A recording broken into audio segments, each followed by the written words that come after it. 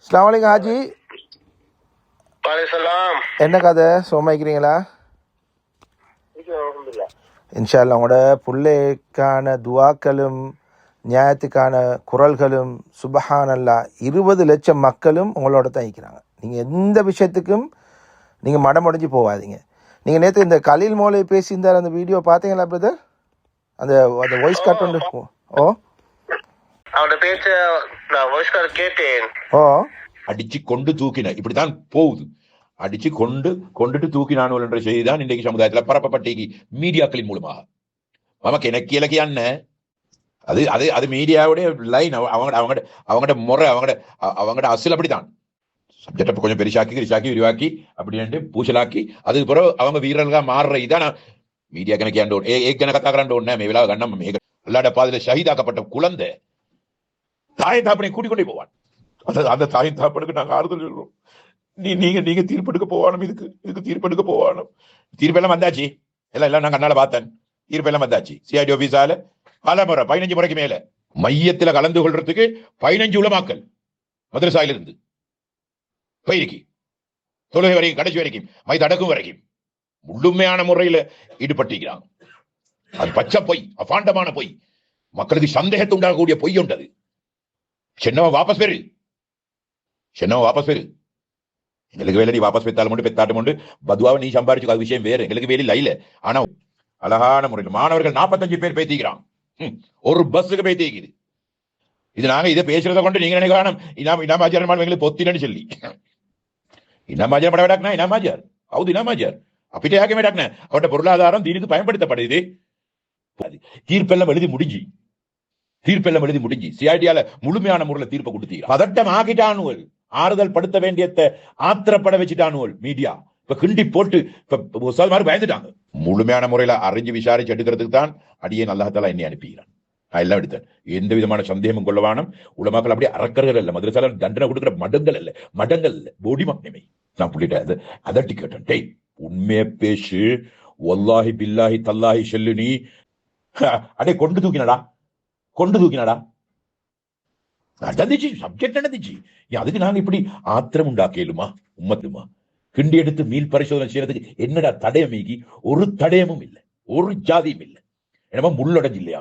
முள்ளுடைகிறது முத்தின முள்ளல்லடா உடைகிறதுக்கு, பிஞ்சு முள்ளு நெசுக்கினாலே போதும், கொஞ்சம் நெசுக்கினாலே போதும். இதோட இண்டையோட முடிஞ்சா, இண்டையோட இந்த ஜமாலியா பிரச்சனை முடிஞ்சு இனிமேல பேசி நீங்க சந்தேகத்தை உண்டாக்கி நீங்க அல்லாஹ் பாதுகாக்க நாங்க பதுவா செய்வோம். உன்னை கக்கிவா கரண்ட ஹரண நமுத் முண்ட கராடக மாட்டேன்.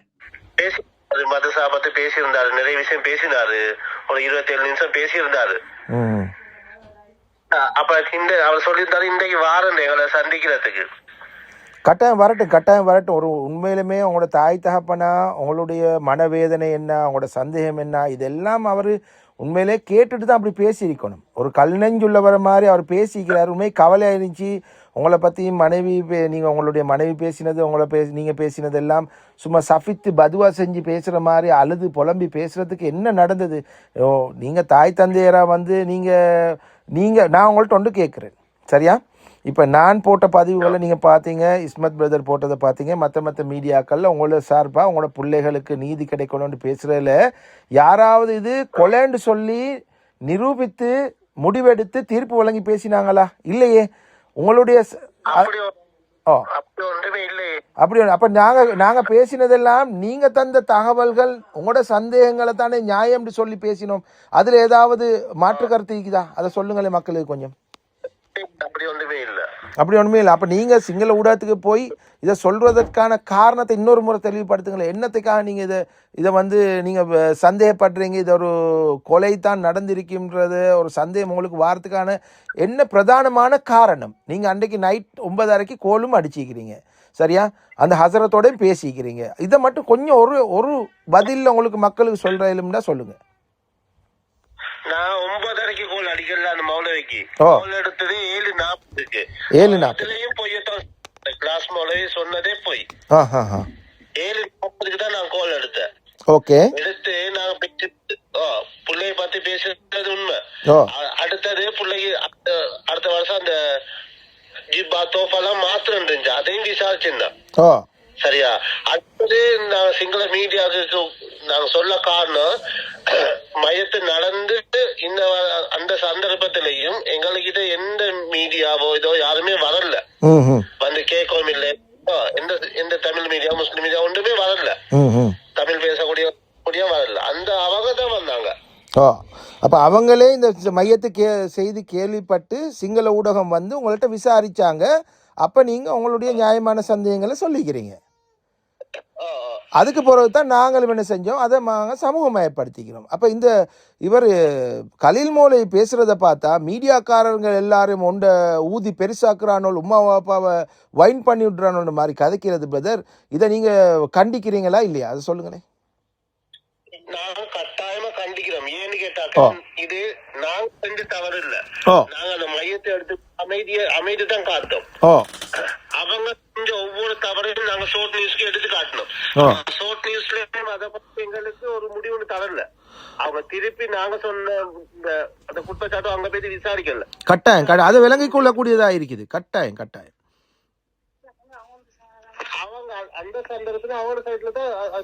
இல்ல, அவங்களோட ரிப்போர்ட்டை முழுமையா பார்த்தா அவங்க ஜேஎம் ரிப்போர்ட்ல கூட உங்களோட புள்ளைட கழுத்து நெருக்கப்பட்டது, மூளைக்கு போற நரம்பு துண்டிக்கப்பட்டது, தற்கொலைக்கான சான்றிதழ்ல சொல்றாங்க, தொங்கி காட்டி எல்லாம் காட்டுறாங்க. இது தற்கொலையா இருக்கலாம்னு சொல்லாம சொல்லிட்டு போயிட்டாங்க. ஆனா இப்ப நீங்க சொன்ன தழும்புகள், முதுகுல காயம், முகத்துல காயம், இதை எதையுமே அவர்கள் கொஞ்சம் தெளிவுபடுத்தி அதை ஆதங்கப்பட்டு கவலைப்பட்டு கதைச்சுதான் எங்களுக்கு காணக்கூடியதா இல்லை. உண்மைதான விஷயம்தான். அதை நான் அது சம்பந்தமாக கொஞ்சம் பேசி ஒரு தெளிவுண்டு போட்டிருக்கிறேன். இப்போ என்னென்னா, இந்த கலீல் மௌலவி கட்டாயம் வந்தால் நீங்கள் கேளுங்க. அவர் வந்து உங்களை வந்து சபிச்சு பதுவா செய்து இப்படி கண் கலங்கி உலமாக்களுக்காக எல்லாம் இப்படியெல்லாம் இறங்கி பேசிக்கிறாரு. அப்போ அந்த நேரத்தில் நான் கேட்குறேன், இது வரைக்கும் உங்கள்கிட்ட ஒரு தொலைத்தொடர்பாடல சரி பேசினாரா, விசாரிச்சாரா, ஏதாவது செஞ்சாரா? அப்போ உங்கள்கிட்ட எதுவுமே கேட்காம தான் இப்படி கழிச்சு இருக்கிறாரு.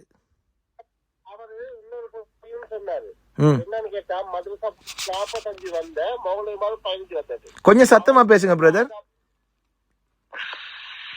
கலீல் மௌலவி சொன்னாரு, மதரசா புள்ளி 45 வந்த மௌலவிமார் 15 பேர் வந்தேன். அவருக்கு எந்த ஆதாரத்தை வச்சு பேசினாரு? அவர் அந்த இடத்துல இருந்தாரு, அவருக்கு வீடியோல காட்டினாங்களா? யார் யார் வந்து அவருக்கு தெரியுமா? அவர் அப்படியே மதரசால சொன்ன விஷயங்களை அப்படியே உண்மைன்னு நம்பி அவர் கதைக்கிறார். எதனால? நீங்க வந்தா கட்டாயமா கலீல் மௌலவி வந்தா அவருக்கு தாராளமா வந்து உங்களோட பேசுறத நீங்க சமூகமயப்படுத்துங்க. அதை கண்டிப்பா என்ன இது வந்து இன்றைக்கு எல்லா விஷயத்தையும் சமூகமயப்படுத்த போய் தான் புதைந்திருக்கும் உண்மைகள் கொஞ்சம் கொஞ்சமா வெளியே வந்துட்டு இருக்குது. இவர் இப்படி பேசினதற்கான காரணம் என்னன்றதையும் கண்டறியணும். விளங்கிச்சா? இவர் ஏன் இப்படி ஒரு தலைராகமாக இப்படி எதையுமே விசாரிக்காம உம்மா பாப்பாவுடைய சரியான கோபத்தை உண்டாக்குது, வேதனை உண்டாக்குது. இப்படியா உலமாக்கள் நடந்து கொள்றது? பொறுப்புள்ளவங்க. இப்போ உங்கள்கிட்ட ஒரு வார்த்தை பேசியிருக்கணும், நீங்க பேசின நியாயங்களை விளங்கித்தான் மதரசால போய் விசாரிக்கணும். இவர் மதரசால உள்ள பிள்ளைகளை வர்ணிக்கிறாரு, உஸ்தாதுகளை வர்ணிக்கிறார். அந்த பிள்ளையுடைய முகத்தை ஒரு முறை இவர் பார்க்கலையா? உண்மை கவலையாகி பிரதர், உண்மை கவலையாயிருக்குது. நீங்க வந்தா கண்டிப்பா இதை நீங்க வந்து வீடியோ பண்ணுங்க, மறக்காம வீடியோ பண்ணுங்க. இன்ஷால்லா நீங்க வந்தா நீங்க அவர் சொன்ன விஷயங்கள் எல்லாம் கண்டிப்பா கேளுங்க, மக்களுக்கு ஒரு தெளிவு ஒன்று கொடுங்க. இதே போல கலீல் மௌலவியோட அவர்கிட்ட ஒரு பிள்ளைக்கோ பேர பிள்ளைகளுக்கோ நடந்திருந்தா அவர் இந்த இடத்துல இப்படி பேசுவாரா? இல்ல, கண்டிப்பா இல்ல. அதுதான் சொல்றது, சிந்திக்க வேண்டிய விஷயம். இது வந்து இப்ப தனக்கு வந்தா மட்டும் ரத்தம், மற்றவனுக்கு வந்தா தக்காளி சட்டினி. இது என்ன நியாயம்? இது இஸ்லாமிய அடிப்படையில் நியாயமா அல்லது இது மனிதாபிமான அடிப்படை நியாயமான்றதை கலீல் மௌலவி சிந்திக்கட்டும். இன்ஷா அல்லாஹ் நீங்க அவங்களோட வருகையை எதிர்பார்த்து கொண்டு தானே இருக்கிறீங்க, நாங்களும் எதிர்பார்த்து கொண்டு தான் இருக்கிறோம். சரி வாராண்டு பார்ப்போம். இதுக்கு பிறகு வாராண்டு பார்ப்போம் இன்ஷா அல்லாஹ். இது நான் உங்களோட அனுமதியோடு நான் உங்களோட பேசின விஷயத்தை போடுறேன். ஏன்னா மக்களுக்கு சில விஷயங்கள் உங்களுடைய பக்கத்தில் இருக்கக்கூடிய நியாயங்கள் விளங்கி கொள்ள கட்டாயம் தேவை. நாங்கள் தொடக்கத்தில் இருந்து அதை தானே செஞ்சோம். இதில் வந்து இவர் யாருக்கும் விரல் நீட்டி அவர் இதை தூண்டி பெருசாக்கினார், இதை பெருசாக்கினார், பெருசுப்படுத்துகிறார், குழப்புறார். இந்த பேச்செல்லாம் ஏன் பேசி கொண்டிருக்கிறானோ எங்களுக்கு விளங்குதில்லை. இது ஒரு மறைக்கப்பட்ட உண்மைகள். உங்களோட பிள்ளைக்கு தற்கொலையே நடந்திருந்தாலும் உங்களோட மனைவி சொன்னாங்க தானே, அதுதான் நியாயம். அதுக்கான காரணம் கண்டுபிடிக்கணும். எந்த ஒரு பிள்ளைக்கும் இந்த நிலைமை வரப்படாது. அதுக்கு ஒட்டுமொத்த ஸ்ரீலங்கன் முஸ்லீம்களும் உங்களோட இருக்கிறாங்க, நீங்க பயப்படுவாங்க. அதத்தான் நாங்களும் திருப்பி நாங்க அன்னைக்கு கொலையோ தற்கொலையோன்னு பத்தி நான் கேட்கல. என்ன நடந்தது விஷயம் தான் மதுசாலம் பேர் கேட்டேன் 7ஆம் தேதி. இப்போ உங்களோட கோலுக்கு போறோம் புள்ள ஹசரத் ரூமுக்கு அழைக்கப்பட்டிருக்கிறாரு. அதுக்கு போறோம் நடந்தது என்னன்றது தான் மறைக்கப்படுது. அதத்தான் நான் கேட்டோம். அதுதான் உண்மை. அந்த உண்மையை வெளிப்படுத்துங்க. இதுல அதுக்கு பிறகு சட்டம் கடமையை செய்யட்டும். உண்மையை சொல்லுங்க. உங்களால மன்னிக்கிறேன்னு தானே சொன்னோம். அதையும் அவங்க பொறுப்பாடுத்தல தானே, அதையும் நீங்க சொல்றீங்க. அவ்வளவுதான். அப்ப இதுல கலீல் மௌலவி ஆவேசப்பட்டுக்கிட்டு வந்து இதுல நடுவராக வந்து தீர்ப்பு வழங்க அவருக்கு எந்த அதிகாரமும் இல்லை தானே பிரதர்? கட்டாயமா. நீங்க அவர்கிட்ட தீர்ப்பு ஒன்று கேட்கல? இல்ல, எங்களுக்கு உலமா சபையே எங்களோட தொடர்பு கொள்ளல.